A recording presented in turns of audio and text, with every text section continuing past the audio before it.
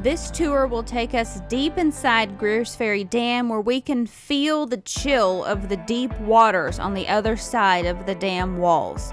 Led by Jay Townsend, Chief Public Affairs Officer at the U.S. Army Corps of Engineers Little Rock District, we will also witness where generation begins, how it fills the Little Red River, and how it affects our country. From start to finish, this video is wild.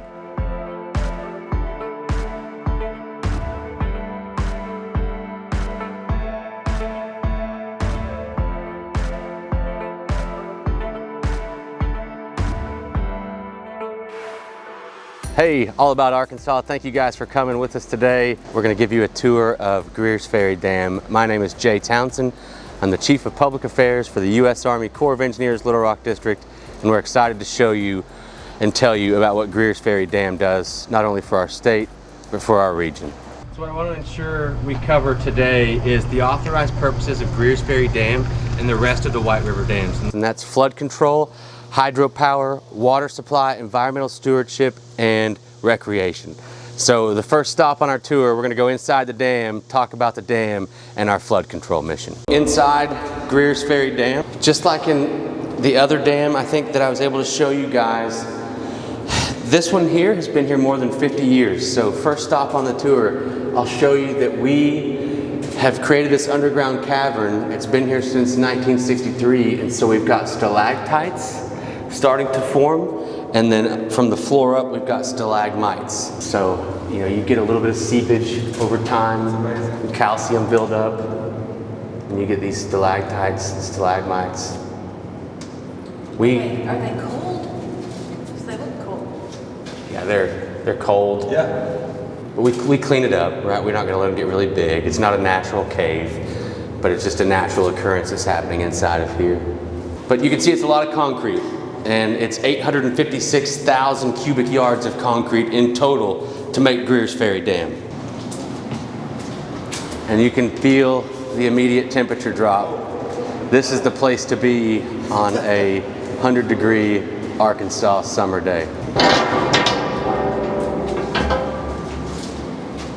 So the engineers that built these dams were just brilliant, just geniuses. And so they knew that we were going to have to maintain them and watch them over the years. And so they installed tilt meters and seismology equipment so that we would know if the dam had shifted or moved. And one of the things they did to be able to tell is they put piano strings all the way at the top of the dam and ran them down through, hooked them up to these instruments, and we can tell if there's been any shift or movement in these dams. With the proximity that we have to the New Madrid fault line over by the Mississippi, it's important to do that. And so we've got these in all of our high head dams at Beaver, Table Rock, Bull Shoals, Norfolk, Greers, and the rest. So it runs from essentially the road height straight down, and you can see any variation or movement. Yeah, you can see here, the engineers look at the X and Y axis. So for all you gamers out there, you're messing with the X and Y axis, left and right, and ups and downs. You can see the wire. And you can see the wire, it's right there. Oh, wow. Amazing. That's interesting that they would think to do that. Because you'd never, You know? something this large, you'd never notice except for something like that. You would never perceive any kind of shift. So they knew we were going to need to be able to monitor and watch for movement, as well as you can use surveying as well too, to look at a dam and see if it's moved or shifted. But it's probably like centimeter movement is going to register. Yeah, I'm not sure exactly down something very small. To the actual detail, but I know that they can watch for that and they can monitor for that. Oh, I just saw the 9 change, like a fraction. Yeah, 8 and 9 changes a fraction. 7 to 9 there. That's cool.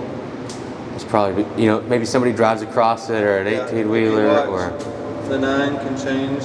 There's a change here, and that's been going to 7, and that's going from 4. I would imagine it wiggles some Yeah, traffic. and that's probably a tiny measurement, is what I'm saying. Very tiny, yeah. Probably, yeah. Semi going over maybe give me several numbers. Absolutely. Us and our camper. Yeah, we pulled over here in a camper many times. But we want you to see down here, right? There's nothing in here except for the things that we need to maintain and operate the dam. You get a lot of questions about what's in there. What are you hiding? We're not hiding anything. TV and movies will lead you to believe, just like the last dam we went through, Arthur V. Orman, that there's aliens or treasures or things down here. Secrets, but it's a lot of concrete. So we've just walked into a portion of the dam where you can see a smaller penstock. And a penstock is like a giant straw or tube that allows water to come in from Greers Ferry Lake. And so this tube comes through the dam and then begins to get smaller right before it starts to turn and curve, generating velocity using the force of the reservoir behind it. Plus, we're squeezing that pressure in, and it shoots water into the turbine. And it starts spinning that turbine, which turns a shaft, which turns the rotator, and then generates electricity using reverse polarization and sends power out to a 7-state region. So that's how hydropower is made. Here on a smaller scale, we make just enough hydropower to run our facilities at the visitor center, at the project office, and here at Greers Ferry Dam. So if the power goes out, we can still maintain operations here at Greers Ferry. What you're hearing, right, is coming from up above us. The engineers that built these structures were also smart enough to say, hey, we're going to need shafts all throughout these dams to be able to move equipment in and out. And so that's what you've got right here. So you're hearing road noise because the road's straight up above you. Is that about the height of the road that we're seeing, you think, or is that more like the tower? I don't know if we're looking at like daylight or what that is. I don't think that's the tower. So we have storage tanks like this all around. I think I told you guys this the last time. You know, we had a storage tank like this out there at Arthur V. Orman. But this should be painted like a minion. Every one of these should look like a minion. That's a minion, right? Oh, that would be awesome. What's the one minion with the one eye? What's his name? It's all in jest. I'm joking, but that just looks like a minion to me. And we got them at each one of our structures. It would just be a bright spot on the tour. Yeah, especially when you have school groups. You know, we just went through that main galley area, and you might think that's it, but the engineers, like I said, over-engineered this, and you can see we can go even further down to the very bottom of the dam, or we could also go up to the very top of the dam through these walkways here, and we'll go all the way down so you guys can see. You're gonna need a hand. Don't fall behind the fence. Slippery. That's a cold handrail. Your viewers won't know how cold this handrail is. It's uncomfortably cold. Out with an ice cube. Yes, exactly. It feels like ice. And you're thinking, why didn't Jay ask us to bring mittens and a scarf down here?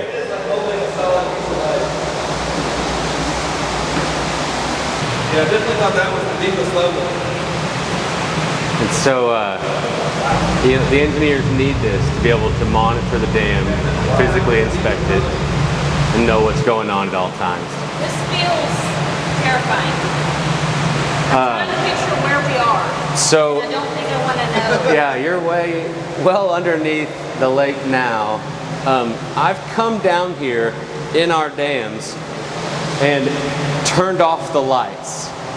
And then I've taken the shutter on a camera and opened it for 60 seconds, and there's not an ounce of light down here. Even no matter how long it's open, you can't find it. It's dark. Yeah. It's dark. If the power went out right now, the light on your camera rig and our cell phones is all we got. But it is dark. And like you said, it feels, you know, the room feels dark. Yeah. So the water running down is just coming through the wall slowly, or where's it coming from? Just normal seepage coming through. Yep, and it comes down here and then it's pumped out. Okay. Yep. You want some of the pressure burning off, being relieved naturally, and that's how this does. And then these are kind of like reliefs, you know, if water were to fill up enough. So we're near the bottom of the lake, you would say, probably? Yeah, you're very close to the bottom of the dam now.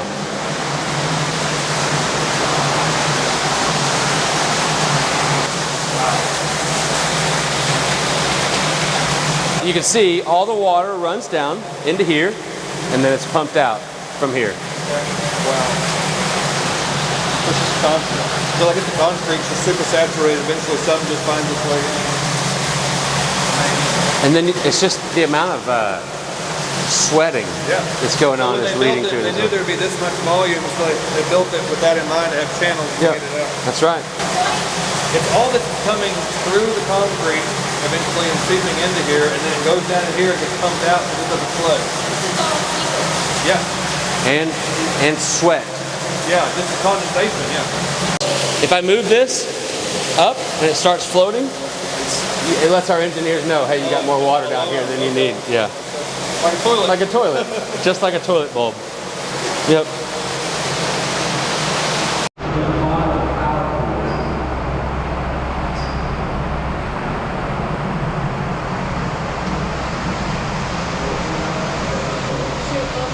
Yeah, I was gonna go up.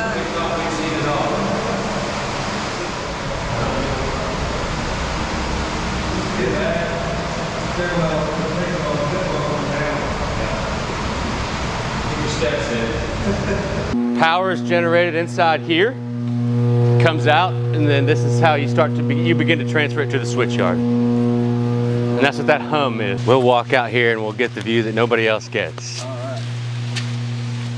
To my right over here is the downstream area of the powerhouse. And so you would see this water right here would be very turbulent if we were actually generating right now, which we're not. Southwestern Power has us forecasted to generate here later this afternoon. So you can see trout right there, Yeah. some right there.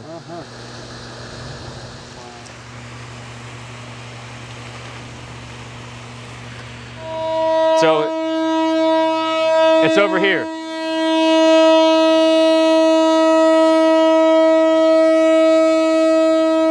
Yeah. What that says is you're going to have a change in releases. There you go. Oh, wow. Oh, wow.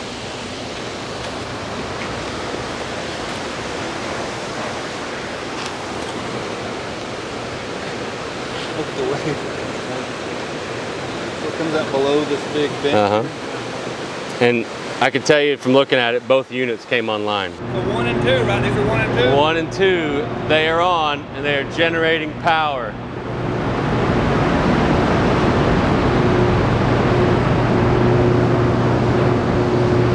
You can stand up here. This is not, that's Pelton, not Peloton.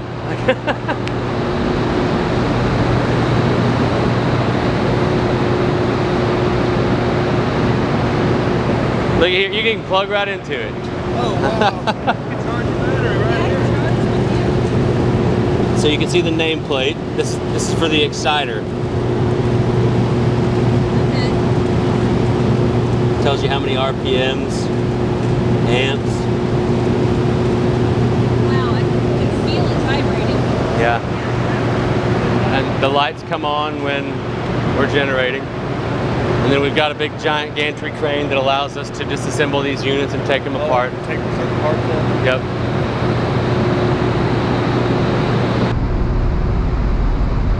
So you can see here. The info I sent you is that we've got two 48 megawatt units. The nameplate from the manufacturer is not wrong though, I promise. So you can also see too, we've got rail tracks. We can move stuff in and out. These go down, oh, these go down this far? Is the bottom of it here? Oh no. Oh, there's more down there? Yeah.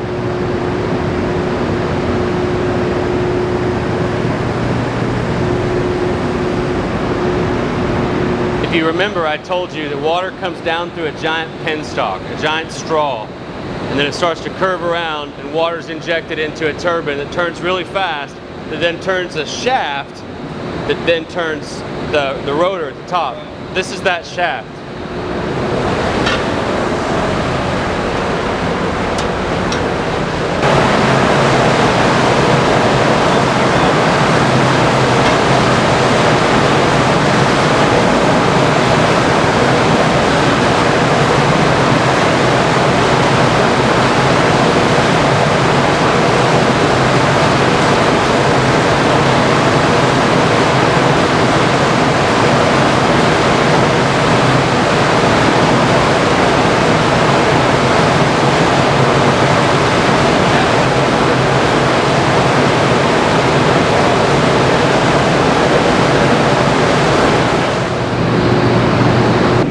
Thought that vertical shaft turning was really cool. Come check this out.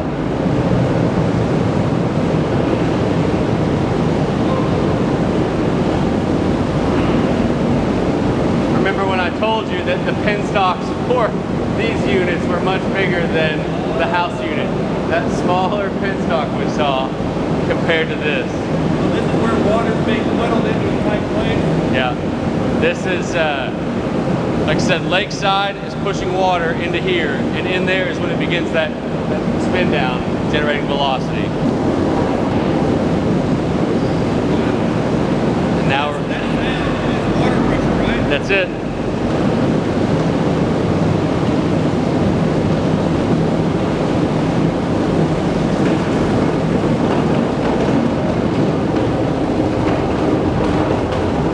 Oh, that sounds terrible. That sounds very scary. Yeah. I promise that's water moving through the turbine. Sounds like it's going to bust out. It's very safe. The noise, just though, when you think about the amount of pressure and stuff there, but in there is not the Kraken or the demons or anything It else. goes from here into this? That's right. Wow. It's much bigger than most people think. So one of these needs a good generator now. See the small one? The house unit. So you got these main units supplying water that generates power for a 7-state region. And then you've got the smaller penstock for the house unit.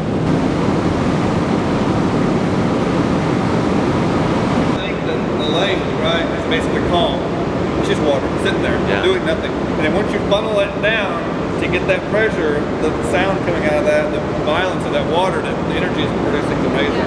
It's not like it's capturing a river. I mean, it is in one way, but that lake is just sitting there, looks totally calm on top, no pressure. You'll never get the image, but Lindsay's face will look pretty worried when we walked into that room.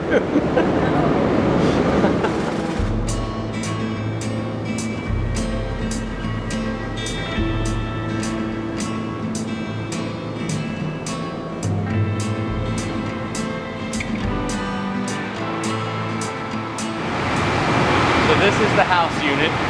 It's a much smaller version of the big units, but you see the penstock coming in from the wall there, and then you see that tube starts to get smaller and twist around, shooting water into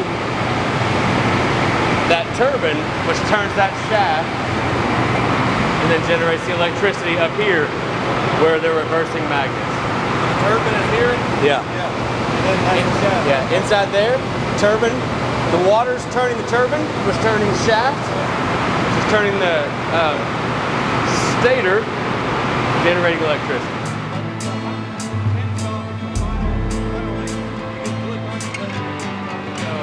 Just looking at it, it's strange because you just saw the full-size one, you know, but you can see all the components on the smaller house unit. Yeah, we were walking around up there, yeah. A lot easier to understand when you see it all together. So over here you have some dam tools. These are the tools for the house unit. In a minute we'll show you the tools for the main units.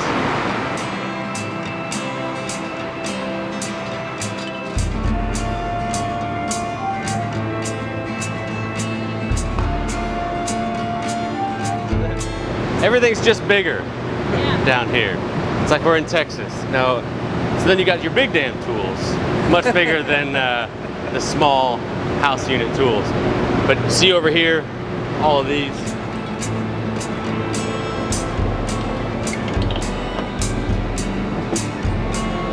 Just for scale.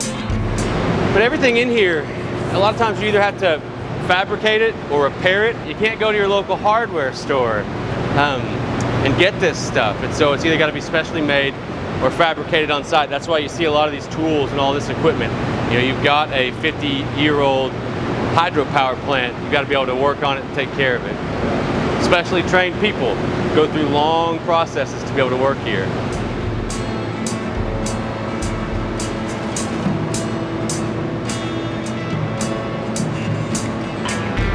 It's just, you know, the things that most people don't realize. You go to the lake, you're there to enjoy it, but at the same time, it's reducing floods, generating hydropower, providing drinking water, environmental stewardship, and then recreation to Americans who desperately need it.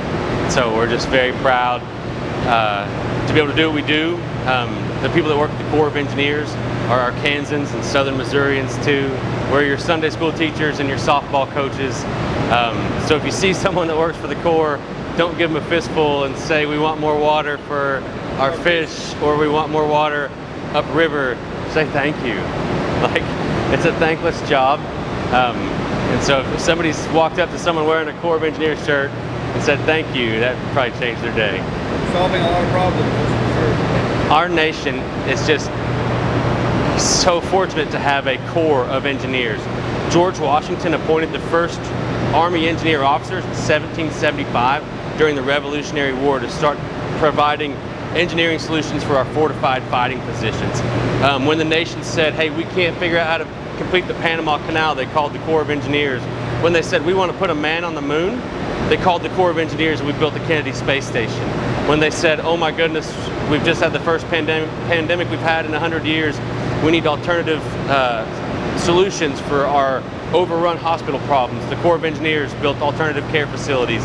Every time the nation has a problem that's a challenge or a tough solution, they call the Corps of Engineers. So we provide those solutions to the nation's toughest challenges. That's what the Corps of Engineers is meant to be here for, the United States. So you've got the U.S. Army Corps of Engineers that is shaping the civil works landscape of the United States, and then you've got the military engineers that work in the Army that shape the battle space.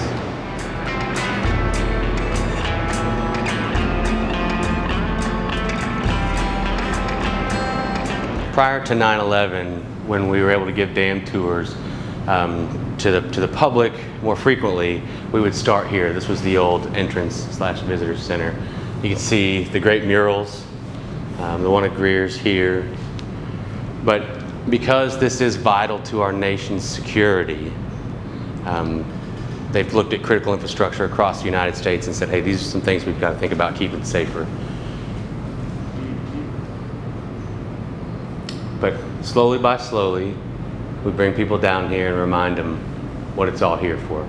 If you liked this video, be sure to join me on Patreon for all the behind-the-scenes content and my exclusive Arkansas travel guides. Give it a thumbs up and leave me a comment. As always, thank you so much for watching, and I hope to see you around the natural state.